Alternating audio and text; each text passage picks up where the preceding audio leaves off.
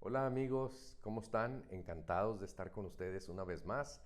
Acuérdense que en este programa hablamos del despertar de México, de cómo aprender a ver la vida de otra manera, la visión de un nuevo país y aprender a ver lo que no se ve, oír lo que no se escucha, entender lo que nadie nos explica.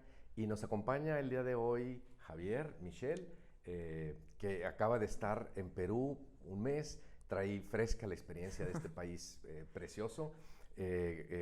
Y la plática de hoy es bien interesante. Vamos a hablar de así como México es surrealista, Perú es cubista.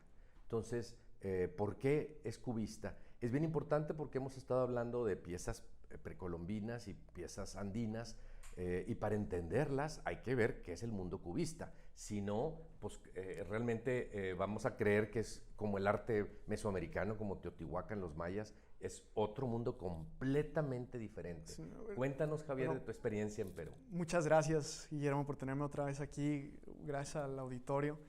Creo que es muy importante lo que acabas de decir, esa diferenciación que tenemos preconcebida de México surrealista, Perú cubista.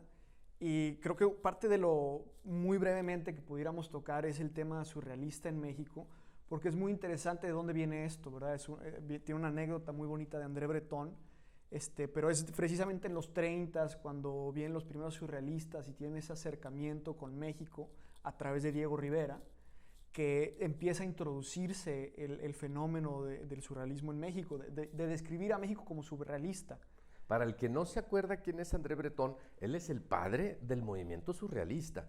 En el modernismo, en la pintura, se hicieron dos corrientes. Por un lado vino Picasso con el cubismo y todas esas cosas, y por otro lado André Breton sacó el manifiesto surrealista y viene Miró, viene Dalí, y él como gran escritor era una figura muy importante en el mundo parisino, que era la efervescencia, y de ahí estaban saliendo los grandes artistas del principios del siglo XX. La anécdota que decía Javier es muy padre porque invitan a México a André Breton, el padre del surrealismo, para que nos dé una plática acerca del surrealismo. El señor viene, lo atienden, olvídate. La plática era en la Academia de San Carlos en el año de 1938, 17 de abril, pero bueno, no son efemérides, no vamos a entrar en datos. La cosa es que llegan a las 7 de la tarde toda la audiencia, la elite, la creme de la Ciudad de México, a oír al gran maestro francés André Breton para entender qué es el surrealismo, para entender qué es esa maravilla que está surgiendo como modernismo. Y llegan y se topan que la Academia de San Carlos, allá atrás de la catedral, está cerrada porque el cerrajero, el portero, terminó a las 5 de la tarde y se fue a su casa y cerró la reja. Nadie le dijo que iba a haber una plática. Entonces empiezan a buscar, pues, cómo hacerle, empieza a llegar la gente y una señora dice, pues yo vivo enfrente, no vemos al maestro Bretón, si quieren traigo una silla, o una mesa para ponerlo, y le traen una mesa y los ayudan y el pobrecito se sube arriba de la mesa y los de atrás, no vemos, somos muchos, y se empezó a juntar la gente, pues entonces tráete también la silla y ponle encima la silla, y el pobre pues se sube a la mesa y a la silla y estaba malabareando y dice, ¿cómo? Vengo yo de Francia a darles una plática del surrealismo, parado en una silla haciendo malabaristas en México. ¿Qué les voy a decir? Ustedes son el surrealismo mismo. Realmente, Sí, ustedes no les tengo que explicar nada, son surrealistas. sí, es una anécdota genial y fruto precisamente de esto es el artículo que André Breton escribe para la revista Minotauro, que la revista Minotauro era el principal vocero de las ideas surrealistas. Y en el número, creo que es 14, 13, hay un suplemento dentro de él donde viene ese artículo y es una revista que tiene dentro de sí otra revista y las carátulas son de Diego Rivera y es una Es un joya. movimiento increíble, es una época riquísima, tiene Modotti, bueno, luego vamos a Sí, platicar de sí, estas gentes y vamos a platicar del surrealismo en México, pero ahorita quiero que hablemos específicamente del cubismo, por qué el arte peruano es tan extraordinario y tan diferente al arte mexicano. creo que lo principal viene del medio geográfico. La geografía. La geografía misma del Perú es lo que provoca que tengamos esta idea de lo escalonado y lo geométrico dentro de toda su cosmovisión. Perú tiene un desnivel impresionante.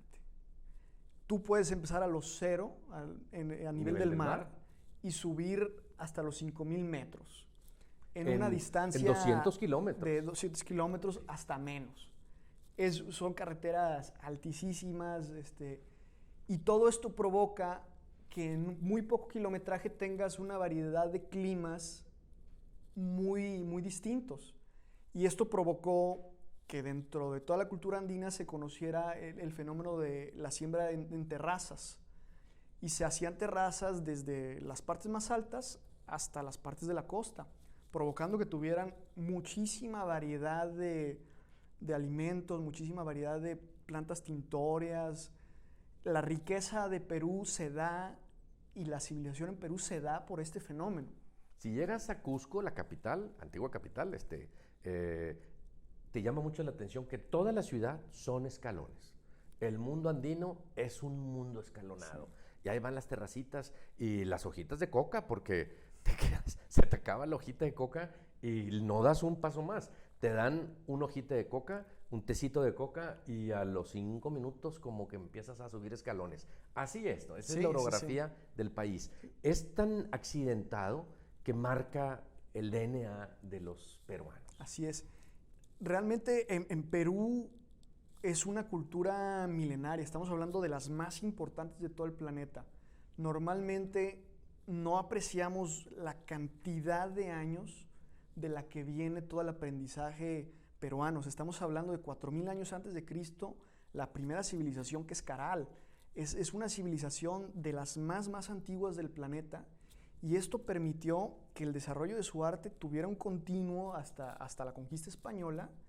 Estamos hablando casi de 5,500 años, en el que el perfeccionamiento de la técnica, las principales ideas que son las líneas rectas, lo geométrico, las terrazas, se fuera transmitiendo y perfeccionando durante toda esta temporada del mundo andino. Antes de la cerámica, antes de la orfebrería, antes de cualquier fenómeno cultural, en el Perú surge la cestería y surge el uso de los textiles.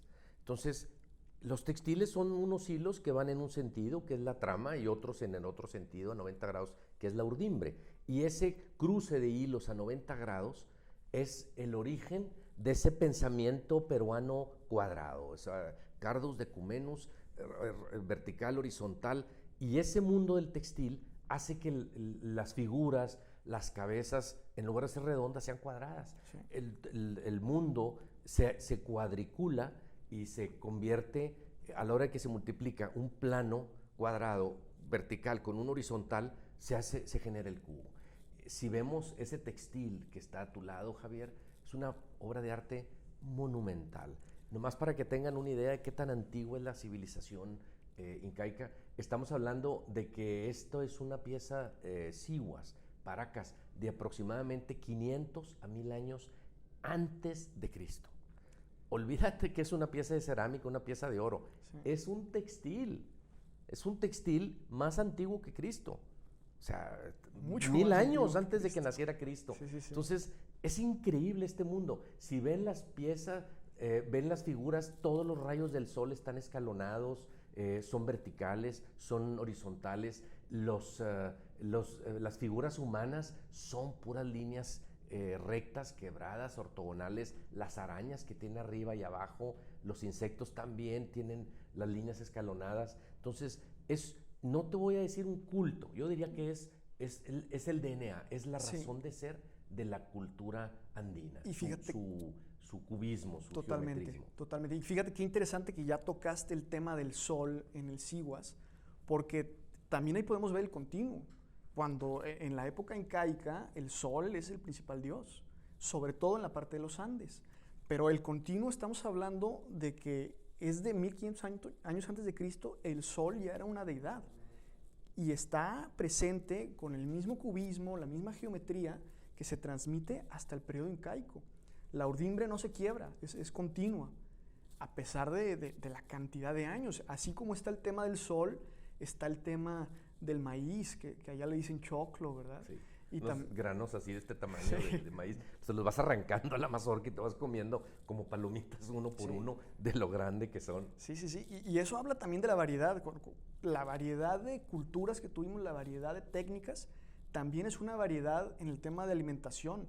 Las papas, que es criolla del Perú, tienen una variedad de papas inmensa. Estamos hablando de cientos y cientos de papas distintas, igual que de maíz. Fíjense, para hacer una comparación, en el año 1000 antes de Cristo vivía el mundo olmeca, andaban desnudos, estaban en la costa del Golfo de México, en lo que ahorita es Tabasco, más o menos San Lorenzo, el río La Venta. Papaloapan, sí, toda esa zona del río Grijalva, el Usumacinta, esa zona de la región de Lule, ahí estaban los olmecas, pero no tenían los textiles que tenían los peruanos. No. La orfebrería empezó en Perú en el año 1500 antes de Cristo.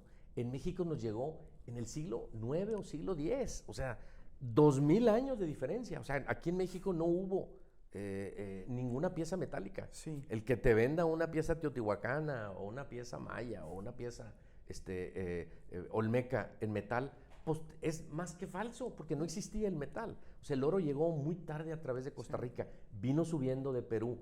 La papa, que ahorita pues se nos hace muy alemana, muy irlandesa, la comida americana peruana. por excelencia, vas a Londres y fish and chips, ¿de dónde creen que viene la papa? De Perú, es oriundo, la papa, la mandioca, la yuca, son tubérculos que vienen de Perú. Entonces es una cultura hermana de México, Sí. pero más rica y más antigua. Sí, sí, sí. Somos hermanos, pero un poquito diferentes. En estas piezas que tenemos aquí, podemos darnos cuenta de la riqueza. Por ejemplo, esta cajita está hecha de puros reeds que son como pajitas, como, Sí. como cañas chiquitas, y están envueltas en un hilo de colores formando puros cuadritos escalonados. Si vemos el quero de antracita, en lugar de haberle hecho una parte superior recta, va haciendo escaloncitos. Este plato es una maravilla, viene de uno de los grandes antropólogos, era de su colección particular, que escribió muchos de los grandes, Lapiner, el primer libro importante de Perú, era de su colección particular. Y si se fijan, la pieza pues es un pato, pero las figuras son geométricas, los granos de maíz muy austero, muy fino. Además, es de las pocas piezas que sobrevivieron a la conquista. Cuando Pizarro conquista Perú, Atahualpa, que lo tenían encarcelado, le promete llenarle un cuarto a la altura de su mano entero de piezas de oro y otro de plata si lo soltaba. Entonces toda la plata de todo Perú vino a Cajamarca, donde lo tenían preso, y son muy poquitas las piezas como esta que han sobrevivido a los hornos de fundición de la conquista. Todo se fundía y se mandaba hecho doblones de plata reales en los barcos que iban a Europa, ¿verdad? Entonces, es un mundo muy primitivo, pero muy puro y muy hermoso. El comercio durante ciertas civilizaciones era recurrente, pero pues estamos hablando de una temporalidad tan grande que los imperios caen, surgen nuevos, las mismas intrigas que pasan en todas las familias. Eso ha sido el continuo dentro de cualquier civilización. Cae Valdivia, cae Paracas, caen los incas, y surgen. Pero la cultura que sigue usufructa a la cultura nueva y sigue cada cultura más rica y más rica que la anterior, hasta llegar al Inca, que ya engloba a toda América del Sur. Inclusive los incas llegan hasta Colombia, llegan hasta Chile, llega a Bolivia, llega a todo, vaya. Y podemos ver de cómo, de alguna forma, de estas piezas que son ecuatorianas, que es Valdivia, se transmite la síntesis y el misticismo que tiene la abstracción a una cultura como es Chavín, que ya está plenamente casi en el centro del territorio peruano y en una zona muy distinta, porque estamos hablando casi en la cumbre de los Andes. Estamos hablando que Chavín es una cultura de 3.500 metros sobre el nivel del mar y es un lugar de síntesis, es un lugar de peregrinaje religioso, que la función de estos lugares es juntar y sintetizar a las personas, y de esa forma se da la transmisión cultural entre todas las culturas que rodean. Es una religión panandina. Exactamente. Yo les quisiera recomendar, el que no conozca Perú tiene que hacerlo. Nadie puede morir sin haber ido a Perú. Sí, no. Es una de las grandes experiencias. Desde que llegas y subes y bajas y escaleras que van y vienen, es increíble. El mundo cubista de Perú es más rico de lo que se imaginan. Es demasiada riqueza en muy poco espacio. Son nuestros hermanos queridos. Juntos entre el cono sur y el cono norte tenemos una cultura americana, y somos los usufructarios de toda esta civilización que le da sentido a México. Nuestro futuro depende de nuestro pasado. Nuestro futuro está conformado por nuestra herencia, y lo mismo el mundo peruano es lo que nos complementa a nosotros. En México no tenemos oro precolombino porque todo se fundió. Digo, las poquitas piezas que hay están en algunos museos y en el extranjero. En México prácticamente no tenemos grandes piezas de oro. Pensamos que porque es oro mexicano va a haber, pues casi no, todo está afuera, o todo se derritió, se hizo lingotes. Tampoco tenemos textiles. En cambio, Perú es rico en oro, en plata y en textiles. Lo que nos falta en México le sobra a Perú. Por eso es nuestro mundo complementario. México es un país mestizo. El 90% de la población somos mestizos. Uno que otro que es español así puro, y uno que otro que es un indígena lacandón, que no habla español. Pero el 90% somos mestizos. En Perú no. En Perú la mayoría de la gente son indígenas puros. Hablan su idioma quechua, los idiomas ancestrales. Todavía hacen cultos y rituales a la Pachamama. De hecho, la Pachamama, nuestra madre tierra, qué bonito concepto.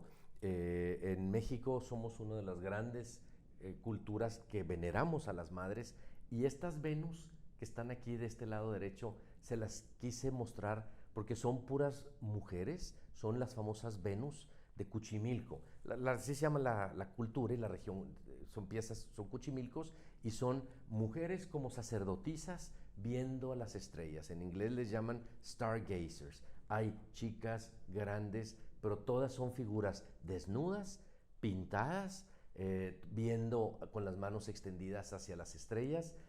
Pero si ven la anatomía, cómo los peruanos abstrajeron del ser humano la forma artística, es una pieza cubista. Son cubitos, gorditas, regordetas como goteros, los ojos, las orejas, los senos, las raíces, las caderas, las rodillas, todo sigue en una línea vertical, cortadas por líneas horizontales. Entonces volvemos a lo mismo, son piezas 100% cubistas. Son piezas de artesanía popular, pero si yo las veo, a mí me recuerdan mucho a las piezas modernas de arte contemporáneo. Las pudo haber hecho cualquier artista en Berlín o en Japón, por su frescura, por la línea modernista que tienen. Fíjate, dos cosas que ahorita que estabas platicando se me vinieron a la mente. Una es el rollo de la astronomía y lo importante que es para la cultura peruana. Observar el cielo es una de las grandes tecnologías que ha desarrollado el ser humano. Gracias a observar el cielo se descubrió América, se llegó a América. La navegación dependía muchísimo de eso, la adivinación, cuándo sembrar. Y el principal centro, o el centro moderno dentro de la antigüedad peruana para observar el cielo, es Chavín. Chavín de Huántar. En Chavín estaban los grandes observadores del cielo, y cuando tú estás en Chavín y ves lo que lo rodea, es un valle rodeado por montañas, y es como si estuvieras en un telescopio astronómico, porque las montañas te permiten observar directamente el cielo. Y la posición en la que está Chavín directamente tiene que ver tanto como con la posición de las estrellas como con el mundo físico, con la posición de las montañas que le rodean. Y eso provoca que Chavín sea una de las culturas más místicas que ha tenido el Perú. Estamos hablando de hace 3000 años, o sea, es muy, muy antiguo. 2000 años antes de Cristo, más o menos se comienza Chavín. En Machu Picchu hay unos cuencos así de piedra, colocados en ciertos lugares, y pues aparentemente nadie se fija en la posición, pero en las noches de los solsticios o los equinoccios, en donde se abren los grandes portales de energía, cuando tú los llenas de agua, esas recipientes se convierten en espejos. Entonces, en esos días mágicos, la constelación de Orión, por ejemplo, las Pléyades, se reflejaban exactamente en los cuencos de agua. Entonces, ellos tenían espejos que reflejaban el firmamento empotrados en una dirección para que a la hora en que las constelaciones y los planetas se alinean y se reflejan todos al mismo tiempo, es exactamente el Inti Watana, el Inti Raymi, la ceremonia del sol, que es el amarre del sol. El sol se va desplazando durante todo el año para un lado y del otro lado en la famosa eclíptica, pero cuando el sol llega a cierto lugar, ahí ya no vuelve a moverse y se empieza a mover de regreso para el otro lado.